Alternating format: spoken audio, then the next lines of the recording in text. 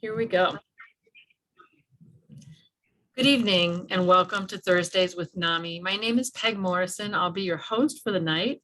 I am the Assistant Director of NAMI North Carolina. That's the National Alliance on Mental Illness of North Carolina. I'm so glad y'all are here. Tonight, we'll be talking about body image and mental health with Miss Garner 2020, Megan Huff. She has been involved with the Miss America organization since age 9. As a teen, she felt alone, depressed, maybe didn't know her worth, thought she was the only one struggling with self-image. As she worked through those challenges, she realized, as it turned out, a lot of people have those challenges. We all have self-doubts at times with self-esteem and body image. That's why she founded her social impact project, Beyond the Mirror. She was just 15 years old. What helped her get through those dark days and turn things around? We'll be hearing her story in just a few minutes. As usual, the first part of our show will be an interview with our guest.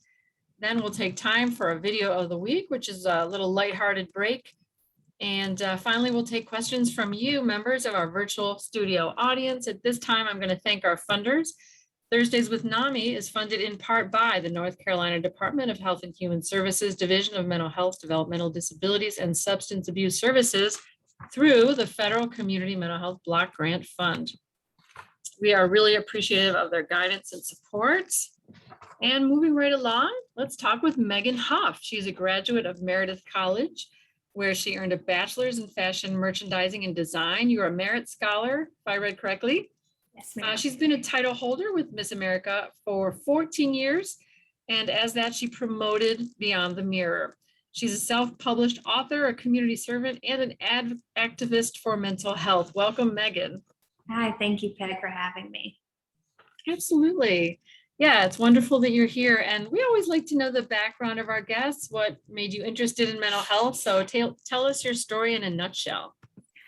So, in a nutshell, ever since I can remember when I was a little girl, looking in the mirror, I struggled with who I was, what I looked like, and that I just didn't seem to fit in with everybody else. I was bullied in school and in dance classes, which made me not believe that my worth had any meaning. I continuously for years just remember crying and being super upset, not only about myself, but the way that I was treated and the fact that nobody was doing anything to make a difference about it. Later on down the road, I've had several issues within my family that have caused some trauma, some anxiety, and even some depression throughout my life, and still struggle with that a little bit today. But whenever I was in high school and I turned 15, I knew that something I was really passionate about was body image, especially for young women in the world that we live in today with social media and magazines and just everybody in society trying to tell us that we have to look a certain way to be accepted or to be worth something, whatever amount that is. And I noticed that people were doing all these different things to change themselves. And the truth is, there's always going to be somebody who has more of something or less of something than you have. And you shouldn't try to change yourself because everybody else is already taken. And that's actually a quote by Oscar Wilde that I live by. And I just really knew that I wanted to help young women, encourage them to love who they are, understand that they are worthy. And that's when I created Beyond the Mirror. And it started very small, just as a small Instagram page. I got to talk in a few schools that I was involved in, whether I went to elementary, middle, or high school too, and eventually started speaking to youth groups and found other different ways that I could plug it into my community to be able to speak to young women, like the Girl Scouts, for example. And I'm very thankful that it was received very well by my community and several other communities in North Carolina over the years. And now Beyond the Mirror is my social impact, and that's my platform in the Miss America organization. And that's one way that I'm able to help make a difference in other people's lives. Yeah, well, congratulations. That's a wonderful way to take your pain and your trauma and turn it around in a way that lifts you up and also people around you, because we need more and more of that kind of message in our world, don't we? Absolutely. So, and you have accomplished quite a few things. What are you most proud of? I think what I'm most proud of is my work with Children's Miracle Network hospitals. I am extremely blessed to be very healthy, and I have just always really admired children and being able to help pay for, do whatever I can to help families pay for their medical needs, because I am so blessed. Thankfully, I don't have to worry about those physical issues that will hold me back in everyday life. And just the fact that these parents and families couldn't support their children to be able to have these surgeries or medical things done in order for their children to survive. So I was able to raise over the past 8 years, $50,000 for Children's Miracle Network hospitals to Wow. help families be able to, thank you, be able to pay their medical bills. And those are mainly the 3 Children's Miracle Network hospitals that we have here in North Carolina. There's one in Greenville and Duke and in Charlotte. And I was able to meet so many miracle families and miracle kids throughout volunteering with that organization and fundraising for them. And it changed my life forever. Wow. That is a big deal. What did you do to raise the money, may I ask? Yeah, so I'm a very creative person, so I love coming up with new fun ideas to be able to fundraise.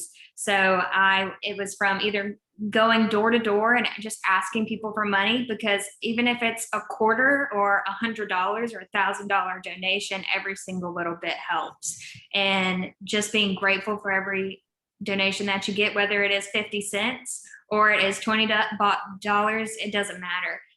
Making those connections with people. And when I started doing that, I noticed there were maybe some things that I could do to make fundraising more fun for other people and be able to tell my stories better than just going door to door and meeting with businesses. So I did fundraisers like creating t-shirts that I would sell or sweatshirts. And my favorite fundraiser that I actually did was an annual Halloween haunted house that we did at my home when I grew up in Pinehurst. It's been an annual thing for several years. We dug up the front yard. We had graves. We actually had a haunted house that we would build on the side of our house. We put up gravestones and spider webs, and it was just immaculate what we would do every single year to bring people in the community together. And we would have like 2,000 people worth of foot traffic, and the newspaper would post about it. And for many years, because we did decorate so much for Halloween and Christmas and other holidays, people always ask, like, why don't you ask for admission? You could definitely make some money off of this. And so I was like, you know what, we should turn this into a fundraiser. So my family and I, we created a little treasure chest so it'd still be Halloween fitting. And we put the Miracle Maker balloon on there. And it was right beside where all the kids would go get their candy so the parents could also see.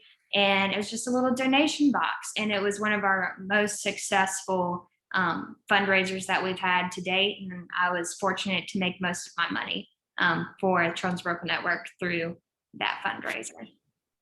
That is a fun story. I love Halloween. Thanks. So you've also had some struggles Yeah. in between the fun times and the good stuff. What did your dark days look like? Tell us about that. My dark days, a lot of disassociation. I feel like throughout the years, there have been just a number of things, and it happens to all of us, and they just kind of stack on top of each other. And sometimes, like, even though like you have hope and you think you're doing all the things that you can do, bad things still happen. And I noticed that something that I do is dissociate. And that's something that I really had to work really hard on to be able to have better communication with others that I care about. But growing up, I am just an extremely empathetic person and have a lot of love for so many people. And I lost my aunt whenever I was in middle school to suicide. And I actually had to be the one to tell my grandmother. And it was an absolute, just like, I didn't know how the world was going to move on at this point type of moment. And not only was that just like heart wrenching enough, but my aunt was somebody who I could relate to, who also dealt with image issues and her self-worth and not believing that she was enough. And it just broke my heart to know that she actually went through with suicide, and it's just such a sad and tragic thing that happens. And unfortunately, I had a couple of friends also pass away that way throughout my life.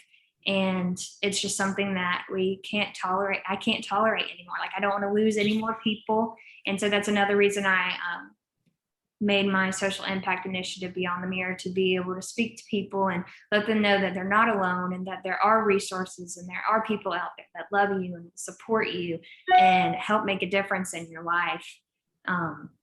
Growing up, I just struggled in so many different ways, from either it was my body image or anxiety and depression and just wanting to fit in and feel normal. And I don't think I've ever quite really felt normal. And that's okay. And there is beauty in that.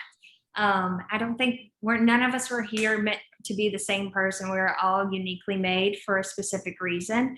And I think that just the more love that we can show in the world and express to others, then it'll be a better place to live in and a better place for everyone else. Yeah, well, there's a lot to unpack there, and I love everything that you said. I especially love that I've never felt especially normal, and that's a beautiful thing. Or I think you said it better than that, but that was kind of the idea. The next question has to do again with Beyond the Mirror. You may have answered it already. It has to do with body image disorders and finding self-worth. Would you like to add anything to what you've mentioned already about Beyond the Mirror? Yes. So Beyond the Mirror is my passion. I feel like that is one reason that I was put on this earth, and it was to help young women and young men, but predominantly young women, help find their confidence, their charisma, and their character, and to just love who they are 100% wholeheartedly and show it to the world without any regrets. So Beyond the Mirror is not only my baby, but I have been so grateful to have so many people's lives change. It's really hard, I feel like, when people start something and you have a passion and you might not see really like that success right off of the bat, but because you stick with it and you stay with it, you really do see people's lives change. And it could be somebody that you had never even met before. I'll change her name just for the video, but there's this young woman that I met speaking at a dance studio one time, and I was talking to this dance class, and I was just feeling so powerful and just speaking to these young girls, because that's where a lot of my anxiety stepped out of, and that's where I was bullied, and that's where a lot of the stuff happened that I wanted to kind of rework and hopefully showcase to these young girls that isn't their worth. Nothing that anybody says to them, about their bodies, is defined that way. And being there to talk to these young women, I didn't expect to inspire so many of the moms. And I had a mom there that night, and she pulled me aside afterwards, and she was like, "You have no idea how much you just changed my life just speaking to my daughter." And she 360'd, and I wouldn't say it immediately, but in a year, and fell in love with herself. She always thought that she wasn't beautiful because of her weight and her size. And now that she was a mother and she couldn't really take care of herself because she was taking care of her kids and wanted to give them the best life that they could. And she found the love of her life after, yes. And then she got married, and she actually invited me to be one of her bridesmaids at her wedding. And so that was just like a crazy full circle moment, because not only whenever you fall in love with yourself and take care of yourself, it's so much easier to love other people and to accept that into your life, and to be able to have that true, genuine relationship without anything going on in our heads, battling ourselves for our happiness, and it just being able to happen. And so that was one of my favorite stories that I can share with my platform, because it wasn't necessarily intentional, which I try really hard to be with everyone that I speak to and have conversations with. But it was just something that caught me completely off guard. And because you never know who's listening, you never know who you can touch, you never know who's going to jump on the Zoom call or who's going to be on the Facebook that might need to hear this message. So that's one of the stories that I love to share about Beyond the Mirror. And through many years, I was able to speak to certain youth groups, and I actually led in wildlife and in young life for several years, middle school, high school, and even at the collegiate level. And I was able to meet all types of girls from different demographics, whether in Moore County and Wake County. And I was just very blessed to be able to touch their lives through not only my story and sharing their story, and just being able to be that person for them to open up to, because not everybody has that person that they can open up to. And later on this year, whenever COVID hit, nobody could talk to each other. Nobody could really communicate and have those like super intentional conversations that they might need and that I was having before. So I was trying to find a way to be able to reach students, especially during this time. Because after just graduating from Meredith College, I know that students were having a particularly really hard time during COVID as well. And I actually fundraised over 400 journals and sketchbooks to be able to donate to Wake County schools and work with their social workers and their guidance counselors to be able to provide a free resource. And I was really inspired by NAMI, honestly, by all the free resources that y'all provide for people across our state. And I wanted to be able to provide a free resource for our students who might not have a laptop or somebody at home that they can talk to, or ways to access different ways for them to be able to better their mental health. So I was very excited that I was able to do that and be able to use those books to be able to help students. And I actually have some still, and still working on getting those out into the community and helping our students that way.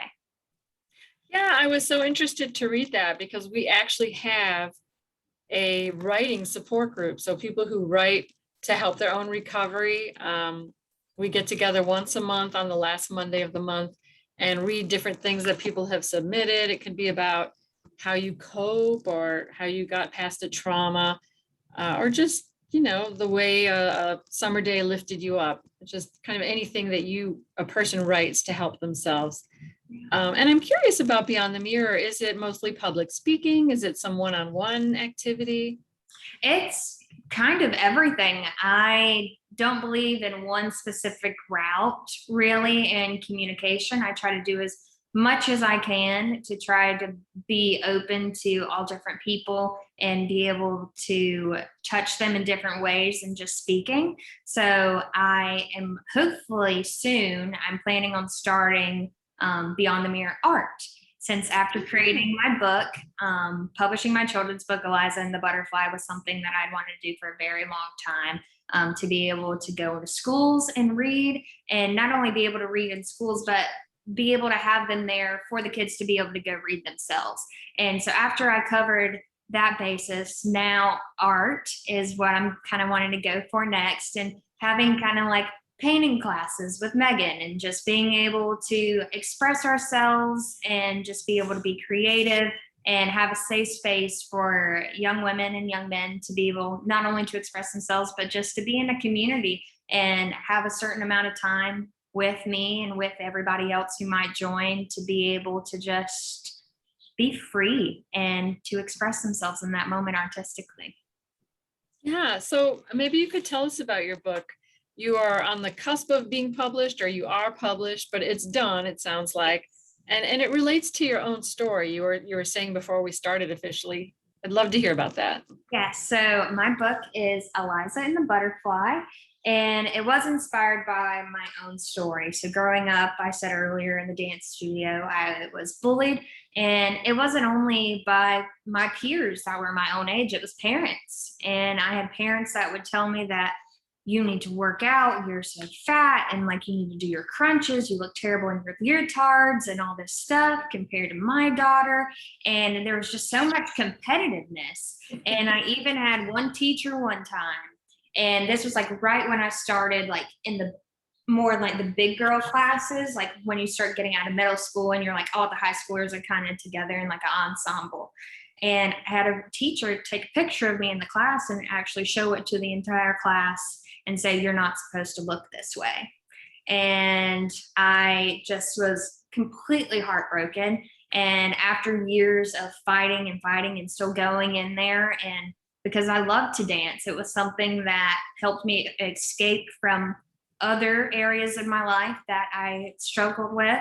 And then it soon turned into something that I could barely do. And that's a big reason why my social impact is called Beyond the Mirror, because before I was getting ready for dance class, I would just look in the mirror and hate the way that I looked in my tights and my leotard, and I would cry and just think like, if I didn't have this tummy, everything would be okay. If my arms didn't jiggle, everything would be okay. And that is extremely sad. And after growing up, I realized like that's not something that I just thought about. That's something that so many of my peers think about.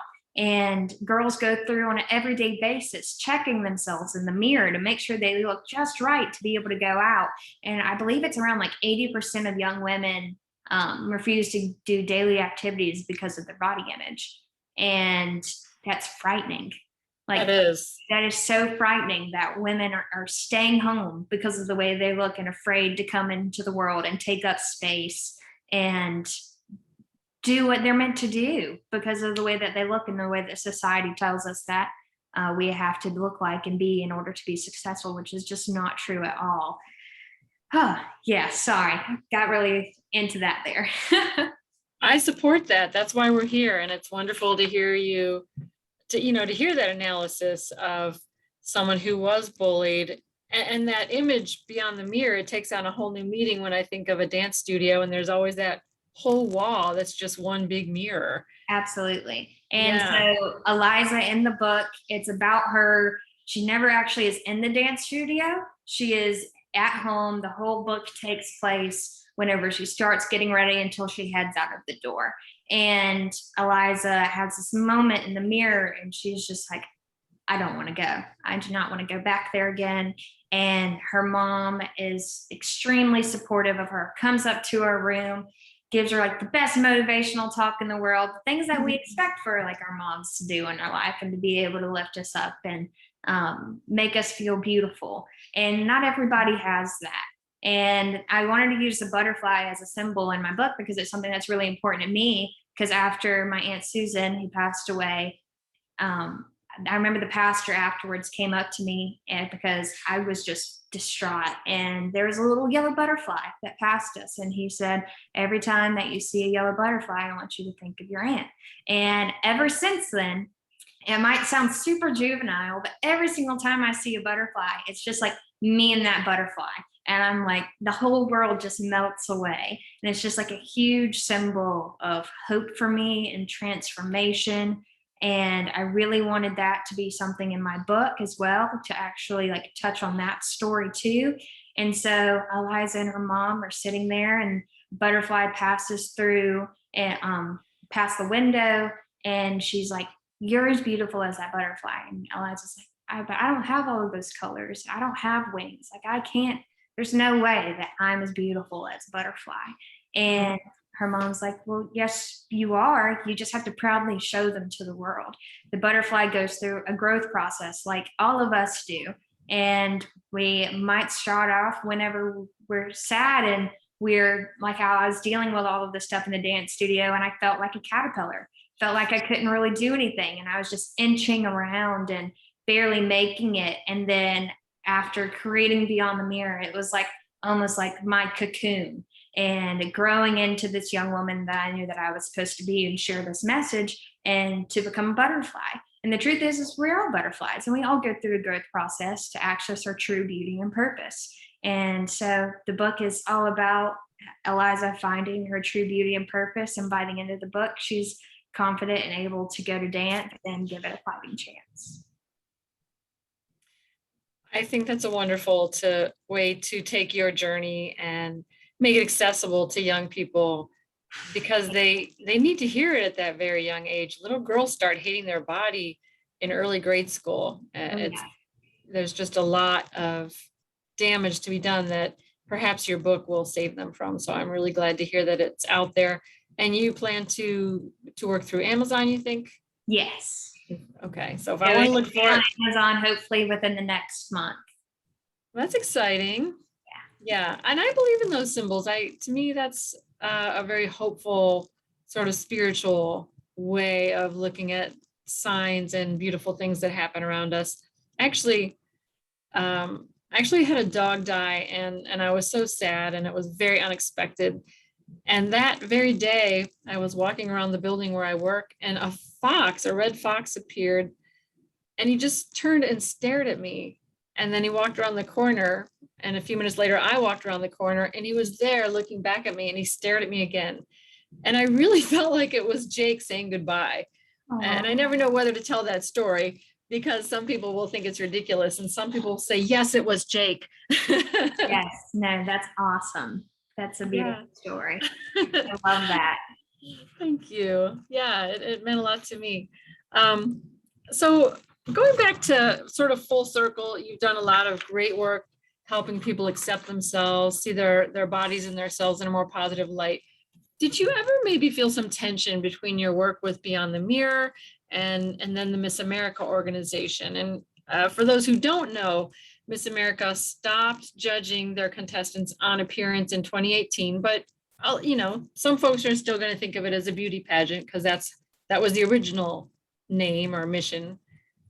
Yeah, absolutely. So growing up, I really struggled with my self-worth, as we've discussed. And so the Miss America organization was an opportunity for me to be mentored by strong young women in my community who also had a passion for service.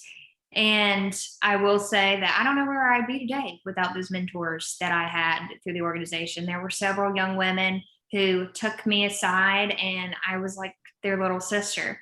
And I am so grateful for them for the sleepovers and for the long car rides to events and just the support that I received from them, because I had never felt that way in any other area in my life.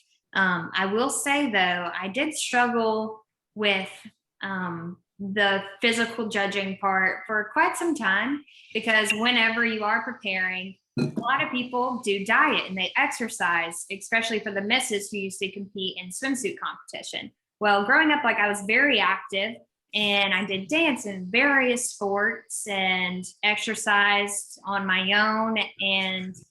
But my body never really looked, even though I did all of that, like the ideal image of fitness that society says. And one thing that I really didn't like is that we were judged based on our physical fitness by our exterior, because our exterior doesn't necessarily show that we're 100% fit.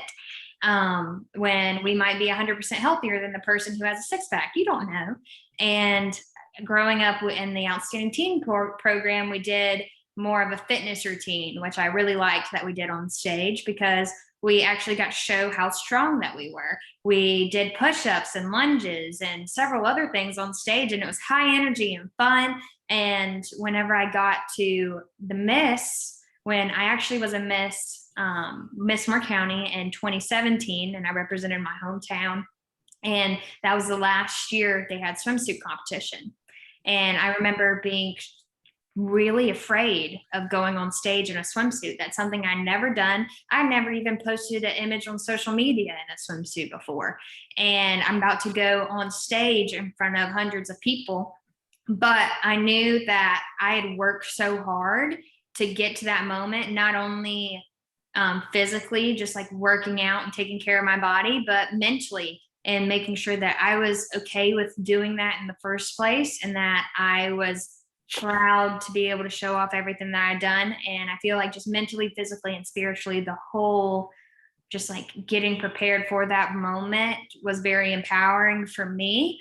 But I don't think that it necessarily needed to be in the competition, because when you're Miss North Carolina or you're Miss America or Miss Garner like I am, we're not going to appearances in swimsuits. We're not meeting NAMI in a swimsuit talking on Zoom. That's not what we do. We're real young women, real people. And I do think that our health is extremely important, and especially to be a title holder or just for any job in life. So I'm glad that they got away with that. And Gretchen Carlson, she actually became the CEO of Miss America for a brief period of time. And she actually made those changes when she started the Me Too movement. And Gretchen was a former Miss America, and she actually worked as a news anchor for Fox News. And whenever she became the CEO, and all these women started coming out about their stories that they had had with sexual assault. And after she got done away with swimsuit, a lot of people were upset about it, because it was the history of Miss America, but at the same time, we had already moved so far from where Miss America started. It started on the boardwalk in Atlantic City with girls just wearing swimsuits, not competing in talent, not interviewing, not competing in evening gown and expressing their style and who they are speaking on stage. They were literally measured proportionately to see who was the most attractive. And even though swimsuit was a smaller portion of competition and wasn't judged, they say it wasn't really judged for like your physical appearance. It was more about your self-confidence. I'm really glad that they did get a move away from the swimsuit for Miss America, because it is a job, and for that job you're not going to be in a swimsuit every day, and there's no need for that and to add that extra pressure. But I still think that we need to talk about health, because health is so important, whether it's physical, mental, or spiritually. And that's something that I believe that I did with Beyond the Mirror. And it's something that's different for everybody. There's not this one path, like we talked a little bit earlier. It might not be medication for like mental health. It might just be having support and being able to be surrounded by people that love you and care about you and realize that you can do this. Sometimes you just need that extra push of positivity. And I feel like for me, I really didn't see the changes and feel great health wise in my body. I'd overcome looking in the mirror and saying like, oh my gosh, like you're disgusting, like what in the world. Now it was like, I believe that I'm beautiful, but now I feel good because I'm taking care of myself better, not to lose a certain amount of weight and to look a certain way in a swimsuit, but I'm doing it for my own health, and I'm doing it in my own way, instead of what people might say, you have to work with this trainer and do this certain amount of stuff each day, each week to look the way that you need to look by this point. And it's an unrealistic thing that you're reaching. And it's something that's not obtainable and that you can keep for a long amount of time whenever you do that. And that's when you see girls who win Miss America, like Mallory Hagan, and she has come out about how she was fat shamed and body shamed during her reign as Miss America because she gained weight throughout the year as she was holding the title. And she wasn't competing anymore. She didn't need to wear a swimsuit every single day. She wasn't on stage in front of the whole United States of America in that moment and get your body down to that size. It's just not something that you can live in, and it's not healthy, especially for so many people.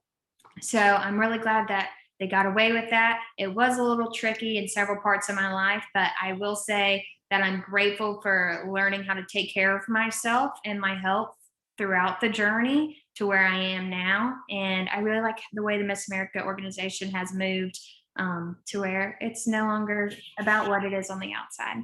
It's what you have to say. Yeah, I love your emphasis on health over thinness or appearance, because it's so easy to think that someone who's thin is always healthy, but that's not really how it works. If I'm dieting, yo-yo dieting, or radically reducing my calories for a certain occasion for months at a time, that's going to impact my heart negatively. It could impact my liver negatively. I won't have a lot of stamina or energy. But if I'm active, if I just try to live a balanced life, that goes such a long way towards both, as long as my criteria isn't being a size 2. So Absolutely. And I feel like something that I know that I kind of dealt with was guilt for a while. And it was like if I ate a certain thing, it's like I would feel this guilt, like, oh my gosh, why did you do that? Now you're taking a step back. And it's like, I love ice cream. I'm going to eat all the ice cream I want to eat. But as long as I'm taking care of myself and I live a balanced life, then everything's okay. Eat your ice cream. It's just having that balance and not feeling like you have to feel the guilt for anything in your life, especially for health reasons. yeah, and you kind of alluded to this earlier. I'm someone whose weight fluctuates a bit too, and I find that if I'm going to lose weight, not that that's the end all and be all, but if I'm going to, I need to love myself first. I need to tell myself, you're fine just the way you are. Absolutely. And from that point, I will start to eat healthier naturally, and maybe eat a little less naturally. But if I start beating up on myself and having that societal image that's really not, it's not even a good goal for most people to be real thin. I'm that just, then I'm demoralized. So And I think it's hard for people to realize, like, we all have such different genetic makeup. Like, we're not supposed to all look the same. Like, there's no way we are all going to look that way. And why would we want to look that way? Life would be boring. The world would be boring if every flower looked the same, if every tree looked the same, if every human looked the same. Like, and whenever you kind of like tell people that and they look in that perspective, it's like, oh, yeah, obviously. And as a fashion major in college, the fashion industry is huge for not really showcasing models that are real live people. And for a while, it was just like you had to be 6 foot tall and 105 pounds, or else you weren't beautiful. And I'm like, no, like those are clothes on hangers. Like, we are people and clothes are made for us. Like, you don't have to look like those models. Those are just showcasing the clothing the way that those designers wanted to be able to showcase them. But I'm so glad now in 2021 we are seeing so much more diversity in our models and sizes and skin tones, and it's just a really beautiful thing to see cultivating. it is. And I hope our culture continues to move in that direction of more acceptance and more diversity. So it's just so important. So good stuff that you're working on. Shifting gears a little bit, at Meredith College, one of your 2 minors was religion and ethical studies. What brought you to that decision? That's interesting. So, about the same time that I created Beyond the Mirror, I came to my faith, and my friend Marissa took me to youth group for the first time. And it was another like world changing moment where I felt all of this love and compassion and stuff that I'd never really felt before. And I never felt accepted.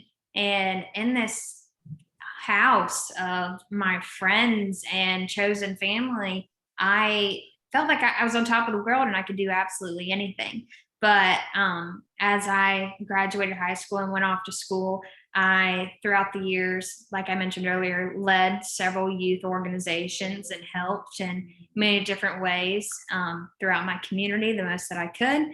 And I knew that something that I wanted to do was study religion, because growing up, my great uncle David always used to talk about religion. Whenever we would go up to Maine in the summer, I'd see him sitting out there on the porch in his rocking chair reading the news, and he'd always tell me, like, Megan, one of the most important things in the world is religion. It's something that brings everybody together or can tear us all apart. And I really wanted to learn about it just to be able to relate to people and be able to have those hard conversations that a lot of people can't have, like talking about just like your body image. Like, those are hard conversations.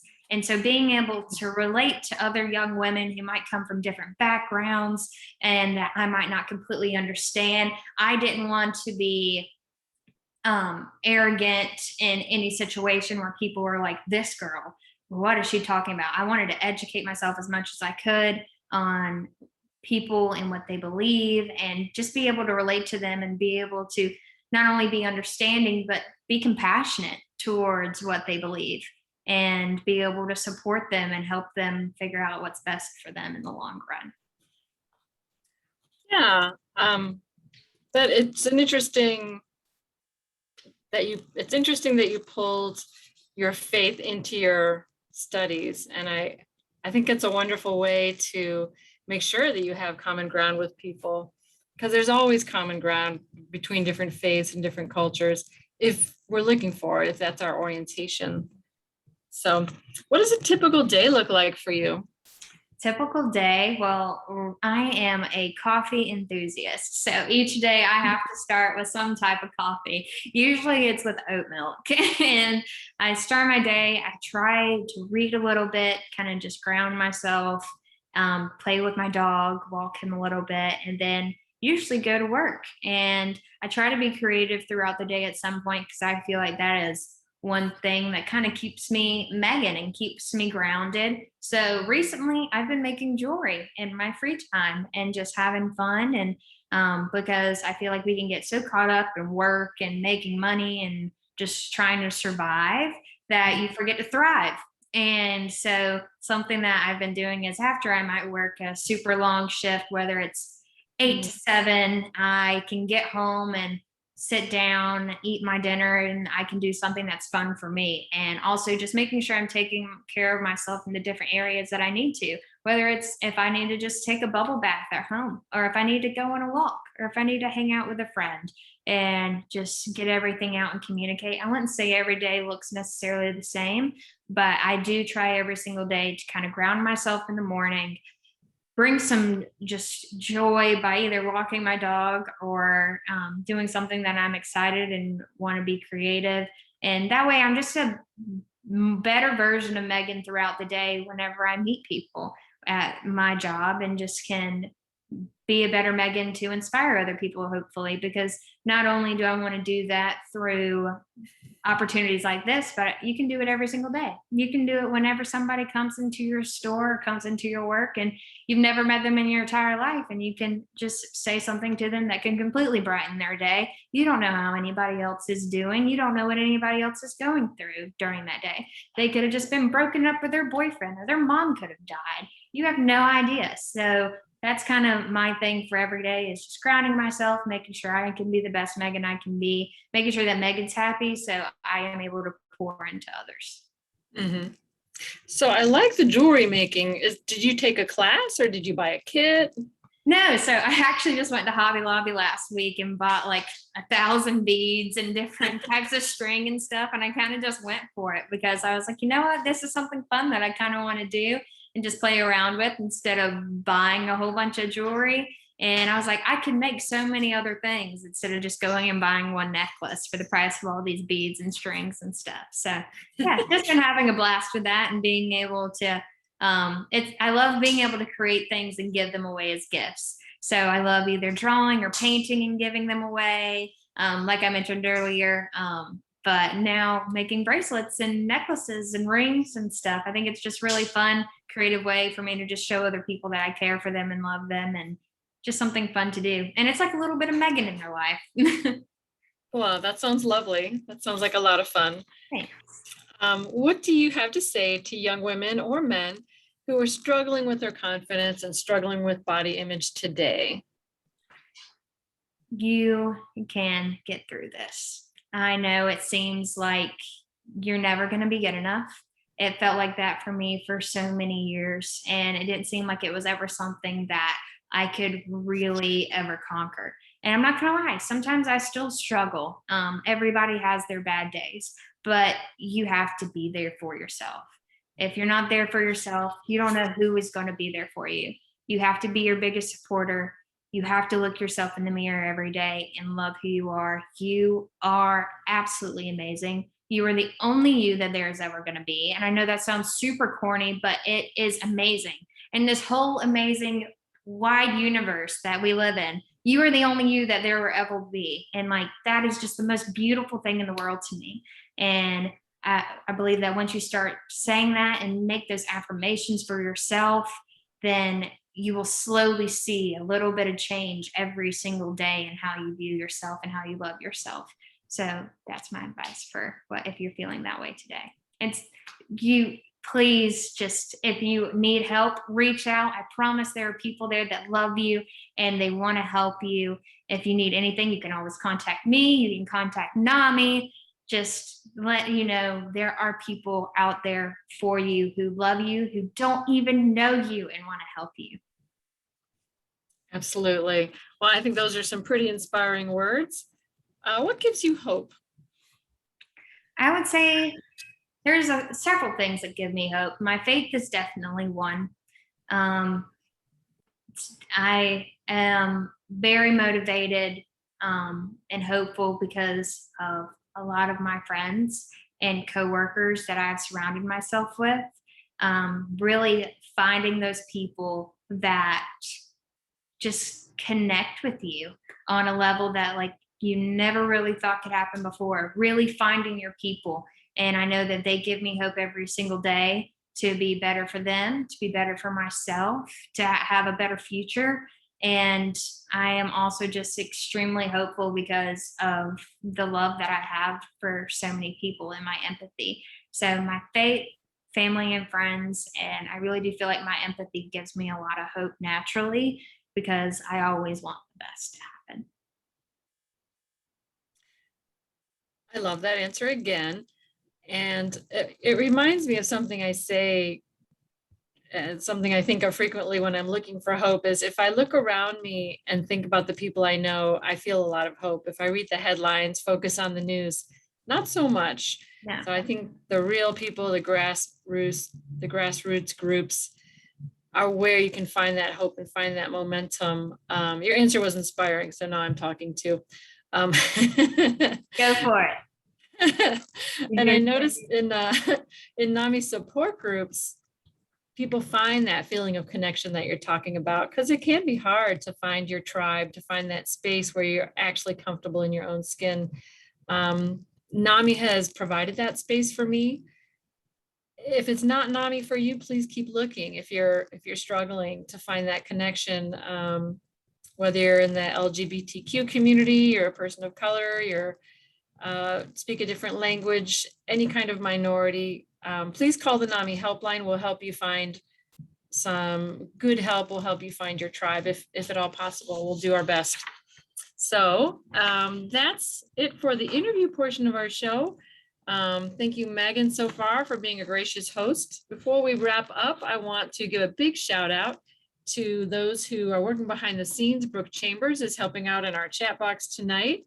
And all the other people who help us with videos. Eddie Simmons produced the video of the week that we're about to watch here, which features Roxy, our former mascot for NAMI North Carolina, Roxy Morrison, a Beagle American. We lost her to cancer in January, but she still lives on in our hearts. And we are going to have a peek at Roxy here and now.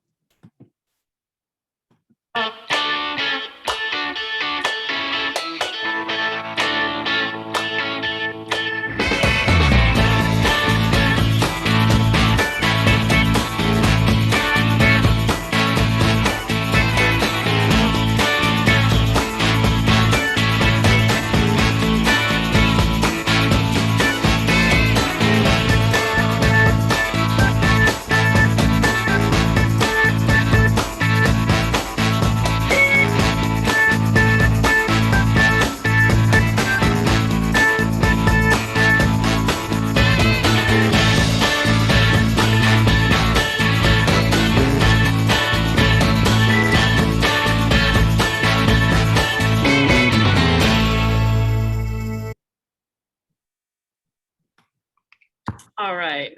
So that was adorable. She was. We have a new mascot with NAMI North Carolina, June the Coonhound, and I've got to get some good videos of her. I'll promise that for an upcoming episode. Now, members of our virtual studio audience and folks in Facebook land out there, we're happy to take questions from you. If you have any questions or comments for Megan, she's been very gracious sharing her story and her insights with us. You can type them in the Q&A. That's a little bubble and Q&A icon at the bottom left of your screen. And we will go until your questions are answered. We end either at 8 or 8:30, depending on sort of the flow and the energy of the program. Ask away. All right, don't be shy. I see there are 8 of you out there. So comment from Marianne Weidenhouse. She was a trooper until the very end. Speaking about Roxy, yeah, we all knew her when she was struggling, and she had good days right up until the end. So I have a question. When you were bullied, what gave you hope to get through those tough times? Was there someone special who reached out to you? I think the thing that really gave me hope the most is actually nobody really reached out to me. Nobody really offered any help. Nobody really at home in the studio. It was just kind of like brushed off.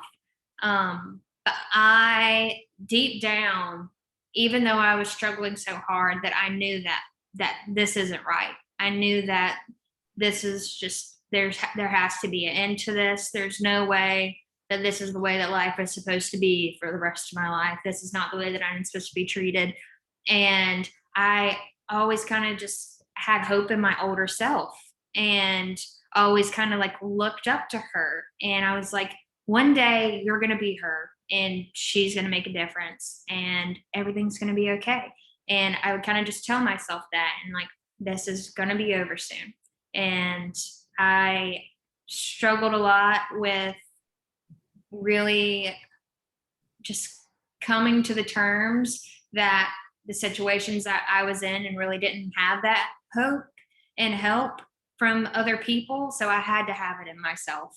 I had to believe in myself and believe that everything was going to be okay, and that I was strong enough to go through the darkest parts of my life without anybody holding a candle, that I had to be the candle, even when I didn't feel like it. That's powerful stuff. That really is.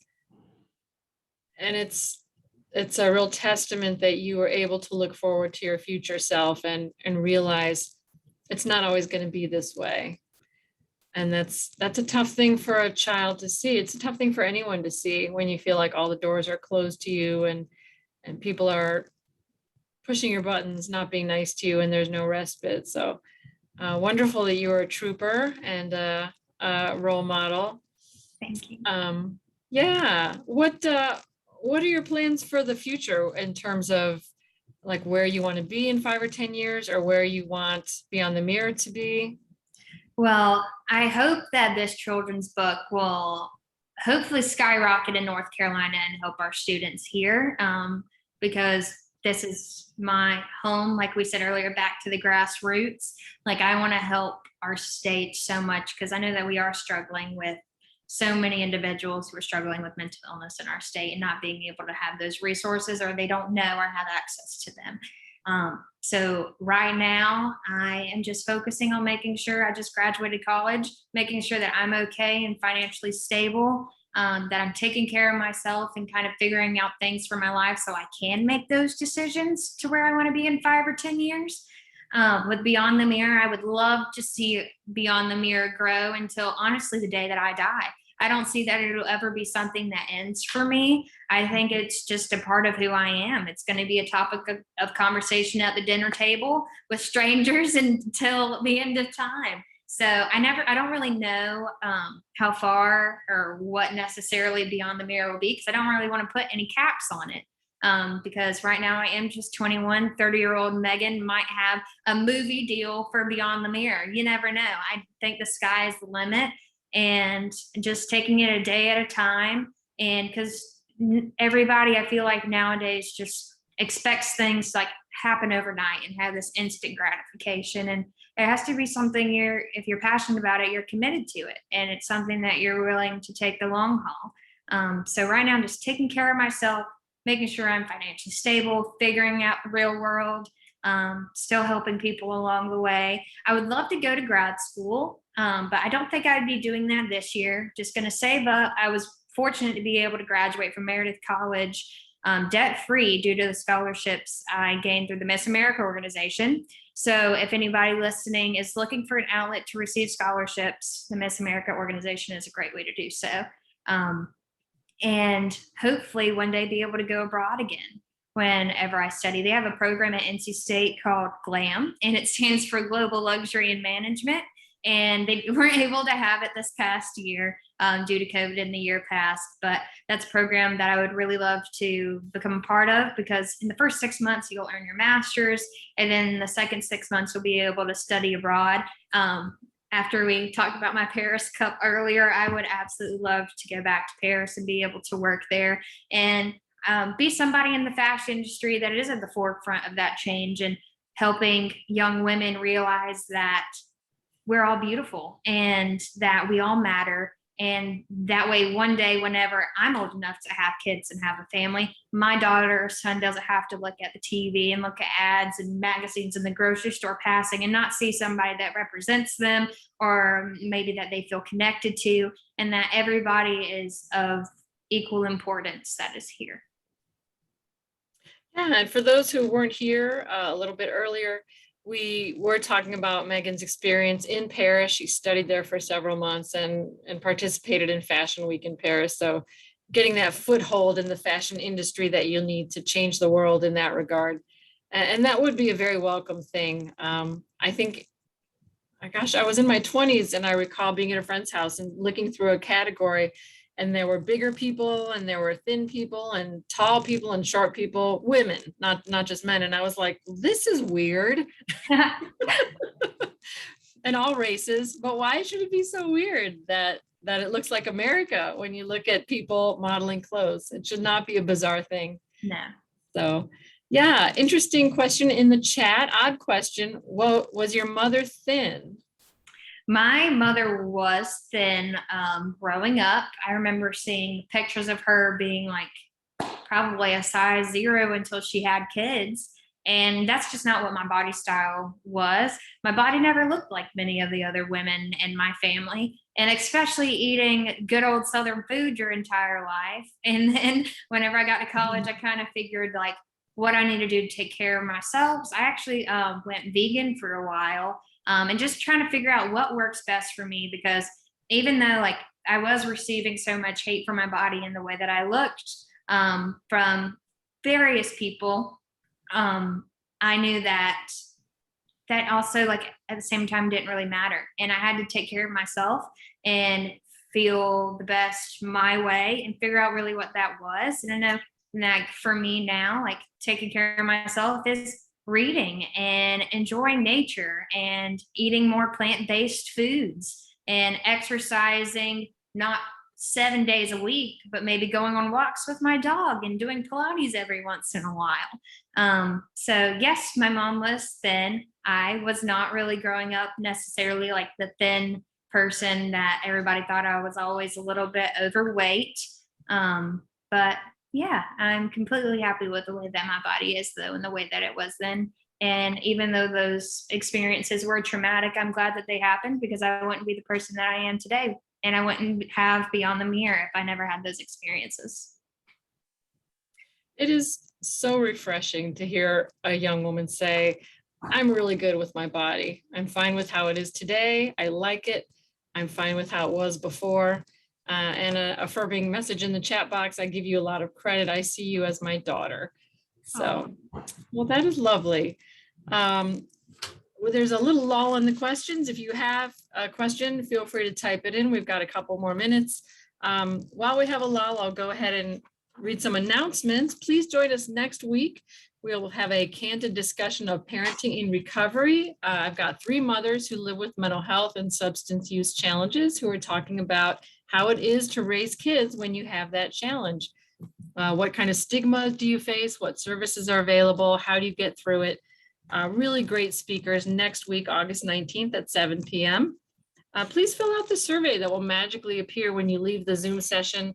It helps us improve over time. Tell us what you liked. Tell us where we can improve. It helps us show our funders what we do and that we take our quality very seriously. So I appreciate your taking time out for that. It's good the advertisements are starting to show various body types. I agree completely, Stephanie. Excellent point. So Megan, you've been a wonderful guest. You're beautiful inside and out. Do you have any closing statements?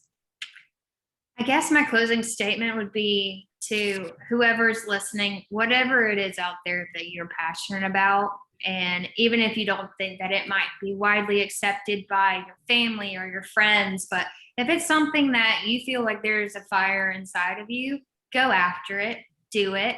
That's probably the reason that you're here, and you're going to make a huge difference in somebody's lives. Never be afraid to chase your dreams.